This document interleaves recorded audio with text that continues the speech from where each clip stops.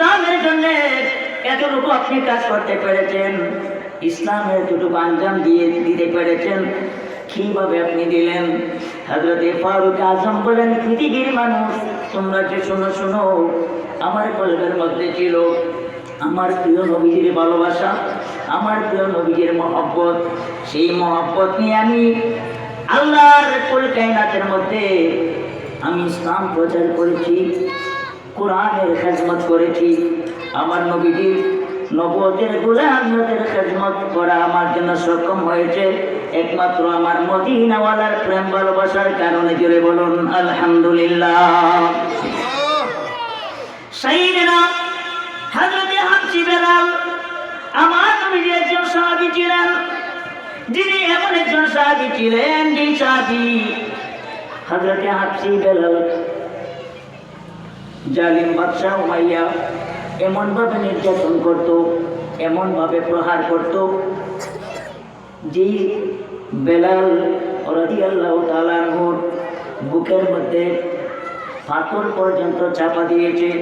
শুধু পাথর চাপা দিয়েনি, সাইয়েদনা হযরতে বেলাল বলেন, দুনিয়ার মানুষ, ওই জালিম বাদশাহ উমাইয়া আমাকে এমন ভাবে নির্যাতন করেছে, আমাকে চৈত্র মাসের রোদের মধ্যে জমিনের মধ্যে বড় বড় চাকা পাথর কাঙ্কর সেইগুলোর মধ্যে আমাকে রশি দিয়ে টেনে টেনে আমাকে হামাগুড়ি দিয়েছে, আমাকে শেষরাইয়া এমনভাবে কষ্ট দিয়েছে, আমার শরীরের চামড়া গোলা শিরে কুষা হয়ে আমার শরীরের চামড়া কুষ্ঠ থেকে চামড়া আলাদা হয়ে গিয়েছে, গোষ্ঠ থেকে হাড্ডি থেকে গোষ্ঠ পৃথক হয়েছে।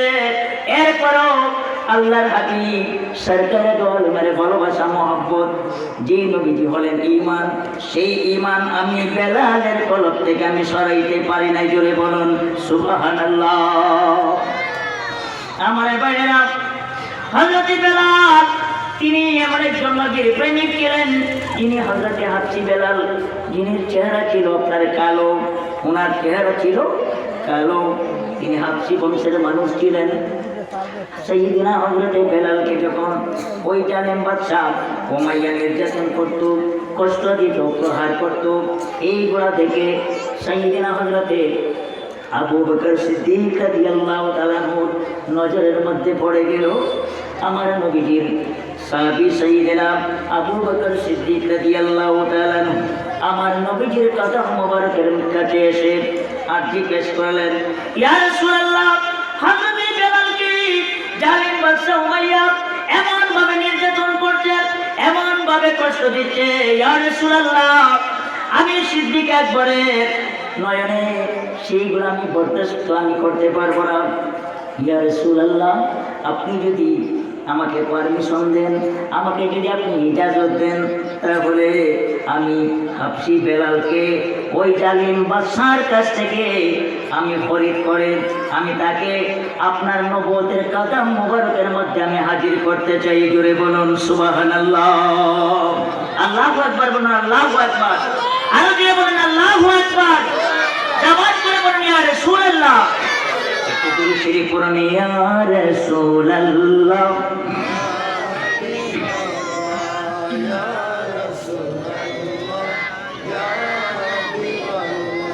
তুমি যে নবীজি হাবিব আল্লাহর, তোমারি নূরে এই ভব সংসার, আছিলেন জগতে বশারের আকার, আসিলেন জগতে বশারের আকার, ইয়া রাসূলুল্লাহ,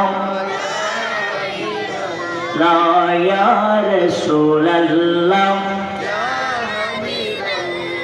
অন্ধকার কবরে যখন রাখবে আমরা রে পরে, অন্ধকার কবরে তাকিয়া নবী গো আমরা রি কবরে, লইয়া গো কুলে গোলাম বলিয়া, ইয়া রাসূলুল্লাহ, ইয়া রাসূলুল্লাহ। রাগের মনোযোগ। আল্লাহর হাবিব সরকার দু আলমের সাহাবী সাইয়্যিদিনা হযরত আবু বকর সিদ্দিক রাদিয়াল্লাহু তাআলা আনহু বাদশা উমাইয়ার কাছে গেলেন। ওই বাদশা এই জালিমকে বললেন, এ বাদশা উমাইয়া, তুমি ওই বেলালকে তুমি এত কষ্ট দিচ্ছ। বলে, তাকে আমি কষ্ট দিচ্ছি একটাই মাত্র কারণ, তার জবানের মধ্যে একমাত্র আল্লাহ আর তার জবানের মধ্যে একমাত্র আল্লাহ রসুল, এই দুইটি নাম যতক্ষণ পর্যন্ত সে বলবে না, ছাড়বে না, ততক্ষণ পর্যন্ত আমি তাকে আমি প্রহার করতেই থাকবো। জুড়ে বলুন নাউজুবিল্লাহ। হযরত সাইয়্যিদনা আবু বকর সিদ্দিক বলেন, রে বাদশা, এ উমাইয়া, তুমি ওই বেলালকে বিক্রয় করবে কিনা? যদি তুমি বিক্রয় করো তাহলে আমি তাকে খরিদ করে নিতে চাই। তখন বাদশা উমাইয়া ওই জালিম বাদশা বলল, ঠিক আছে, যদি আপনি নিতে চান তাহলে নিয়ে যান, কত টাকা দিতে হবে? তখন ওই জালিম নাফরমান বেঈমান বাদশা বলল, আপনার মনে যা চায় আপনি তা দিয়ে আমাকে আমার কাছ থেকে তাকে নিয়ে যান। বললেন, আপনি বলেন। তখন সাইয়্যিদনা আবু বকর সিদ্দিক রাদিয়াল্লাহু তাআলা আনহু বলেন, এরে বাদশা, আমি তাকে 40,000 দিরহাম আমি তোমাকে দিব। এই 40,000 দিরহামের বিনিময়ে আমার বেলালকে আমার হাতের মধ্যে তুমি দিয়ে দাও। জবান খুলে বলুন আল্লাহু আকবার। আর জবান খুলে বলুন ইয়া রাসূলুল্লাহ। সাইয়্যিদনা আবু বকর সিদ্দিক রাদিয়াল্লাহু তাআলা আনহু হযরত হাবশী বেলালকে নিয়ে আমার নবীর কদম মোবারকের কাছে এনে এই যে মাত্র হাজির করে দিলেন।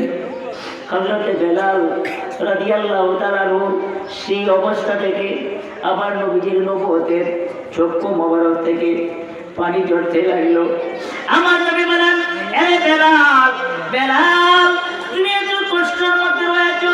ও বেলাল, তুমি এত কষ্ট করছো, তোমাকে এই জালিম উমাইয়া তো নির্যাতন করেছে। তার কারণটা কি আমার নবীজি জানেন কি জানেন না? জোরে বলুন, আমার নবীজি জানেন কি জানেন না? তারপর আমার নবীজি বলতেছেন, সাইয়্যিদিনা হযরত হাবশী বেলাল বলেন, ইয়া রাসূলুল্লাহ, আপনি তো ভালোভাবেই জানেন আমি কেন এই নির্যাতনের মধ্যে, এই কষ্টের মধ্যে রয়েছি। একমাত্র আপনার কদম থেকে আমাকে দূরে নেওয়ার জন্যে আমার মহান আল্লাহর পবিত্র নাম যাকে আমি বলে যাই, এর কারণে আমাকে নির্যাতন করছে, প্রহার করছে। ইয়া রাসূলুল্লাহ, এই মুহূর্তে তো আমি মুক্ত পেয়ে গেলাম। আমি এই মুহূর্তে আপনার নবুয়তের কদম মোবারকের কাছে আমি আশ্রয় পেলাম। ইয়া রাসূলুল্লাহ, আমার শরীরের মধ্যে আর কোনো কষ্ট নাই। ইয়া রাসূলুল্লাহ, ওই জালিম বেঈমান আমাকে যদি প্রহার করুক না কেন, যতই কষ্ট দেখ না কেন, ইয়া রাসূলুল্লাহ, আমাকে টুকরা টুকরা করে যদি আমাকে আমার গোশতগুলোকে যদি সে আলাদা করে দেয়, গোশত থেকে হাড্ডিগুলোও যদি আমাকে আমার এইগুলাকেও যদি সে আলাদা করে দেয়, ইয়া রাসূলুল্লাহ, খোদার কসম, আপনি হাবিবে কিবরিয়ার প্রেম, ভালোবাসা, মহব্বত আমার কলব থেকে আমি সরাইতে পারবো না। জুড়ে বলুন সুবহানাল্লাহ। আল্লাহু আকবার বলুন, আল্লাহু আকবার। আল্লাহর হাবিব সরকার দু আলম রাসূল আরবীর নবুয়তের জবান মুবারকে বলেন, ইয়া বেলাল, তোমার আর কষ্ট করতে হবে না। এরে বেলাল, আমি তোমাকে নির্দেশ করে দিলাম, আগামী কাল থেকে ফজরের নামাজের যখন আজান হবে, ওই ফজরের নামাজের আজান তুমি দিবে।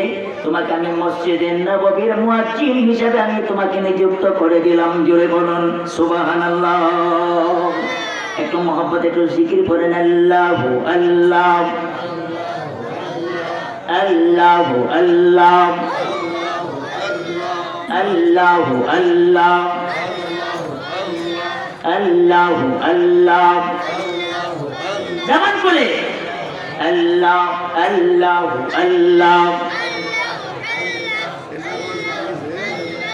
আল্লাহ আল্লাহ আল্লাহ আল্লাহ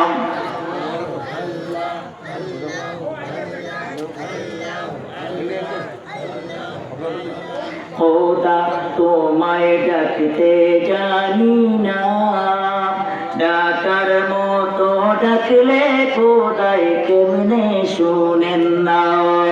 আল্লাহ আল্লাহ আল্লাহ আল্লাহ আল্লাহ আল্লাহ খোদা তোমায় ডাকতে জানি না, ডাকার মতো ডাকলে খোদাই কেমনে শুনেন না। আল্লাহ আল্লাহ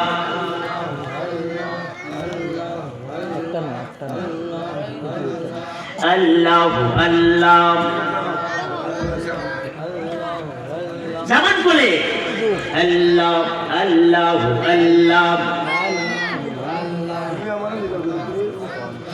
আল্লাহ নবীর নামটি আমার, নূর নবীজির নামটি আমার, সদাই ডাকে মোর মনে কাঙ্গালেরি দনগ মুর্শিদকে বানা জানে।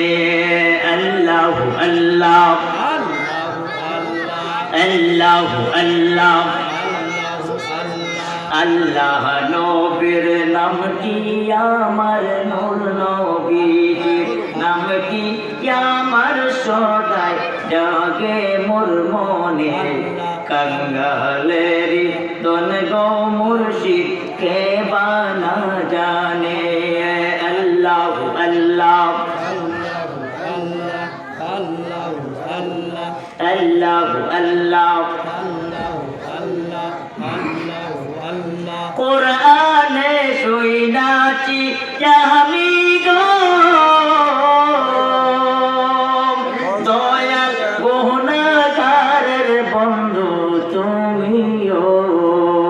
আল্লাহ আল্লাহ যেমন করে পড়েন না আল্লাহ আল্লাহ আল্লাহ কোরআনে শুনাছি আমি দয়াল গুনাহগারের বন্ধু তুমিও। তুমি বিনে কে তোরাবে, তুমি বিনে কে তোরাবে পুরসিরাতের ফুলেতে কাঙ্গালেরি দনগ মুর্শিদকে বানা জানে। আল্লাহ আল্লাহ আল্লাহ জোরে আল্লাহ আল্লাহ আল্লাহ নূর নবীজির নামটি আমার, নূর নবীজির নামটি আমার, সদাই জাগে মোর মনে আল্লাহ আল্লাহ আল্লাহ কাঙ্গালেরি দনগ মুর্শিদকে বানা জানে।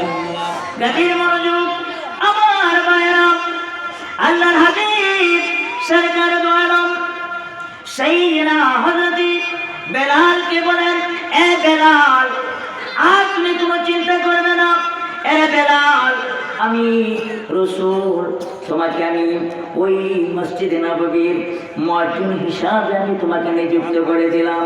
তুমি সেই মসজিদে নববীর মধ্যে তুমি খেদমত করবে এবং ওই মসজিদে নববীর মধ্যে তুমি 5 ওয়াক্ত আযান দিবে। জোরে বলুন সুবহানাল্লাহ।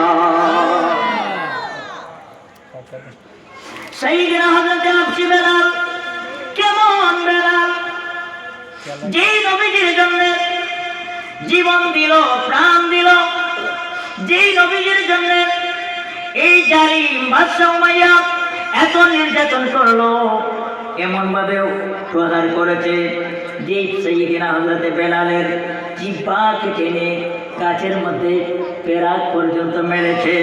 বড় করে বলেন নাউযুবিল্লাহ। সাইয়্যিদিনা হযরতে বেলাল বলেন, দুনিয়ার মানুষ আমাকে এই জালিম বাদশা এমন ভাবে নির্যাতন করেছে, আমার শরীরের মাংস থেকে চামড়াকে পৃথক করে ফেলেছে, হাড্ডি থেকে মাংস আলাদা করেছে। তারপরেও আমি আল্লাহর হাবিব সরকারে দু আলম, যিনি হলেন আমার ঈমান, ওই রাসূলকে আমি মুহূর্তের মধ্যে আমার কালাম থেকে আমি সরাইতে আমি পারবো না। জোরে বলুন সুবহানাল্লাহ। আমার লয়ার কোনার ভাইয়েরা, আমার যুবক ভাইয়েরা, আমার বাবারা, বাংলার জমিনের মধ্যে বহু নামদারি মুসলমান রয়েছে, টাকার লোভে বিভিন্ন কিছুর লোভ লালসার মধ্যে পড়ে ঈমানকে হারিয়ে ফেলে। কথা কোন ঠিক কিনা? আল্লাহ তাআলা আপনাকে আমাকে যেন সেই ঈমান, এমন বড় জিনিস, ঈমান এত বড় সম্পদ, আপনার আমার দেহ থেকে রূহটা যখন বের হয়ে যাবে, মালিকুল মউত আজরাইল যখন আমাদের দেহ থেকে রূহটা যখন বের করে নিবে, বের করার পরে রূহটা কিন্তু আবার আপনার আমার কাছে ফেরত আসবে। কথা কোন ঠিক কিনা? আপনার আমার দেহ থেকে মালাকুল মউত আজরাইল যখন রূহটা নিয়ে যাবে, সেই রূহটা আবার কবরের মধ্যে যাওয়ার পরে আবার আমাদের দেহের মধ্যে আসবে, ফেরত আসবে। কথা বলেন ঠিক কিনা? আমার ভাইয়েরা, আমার রাসূল প্রেমিক বন্ধুরা, ঈমান যদি চলে যায় সেই ঈমান পাওয়া যাবে না। ঈমান এত বড় সম্পদ, ঈমান এত বড় আল্লাহর এক নিয়ামত। আপনার মধ্যে যদি ঈমান না থাকে, আপনি যতই নামাজ পড়েন না কেন, যতই রোজা রাখেন না কেন, আর যত কোরআন তিলাওয়াত করেন না কেন, সারা রাত্র যদি নামাজ পড়তে পড়তে আপনি যদি বড় মুহতামিম হয়ে যান, কপালের মধ্যে গরুর ফুটকির মতো যদি কালো বর্ণের দাগ পড়ে যায়, খোদা কি কসম, আমার আল্লাহ বলেন, আমিলাতুন নাসিবাতুন তাসলা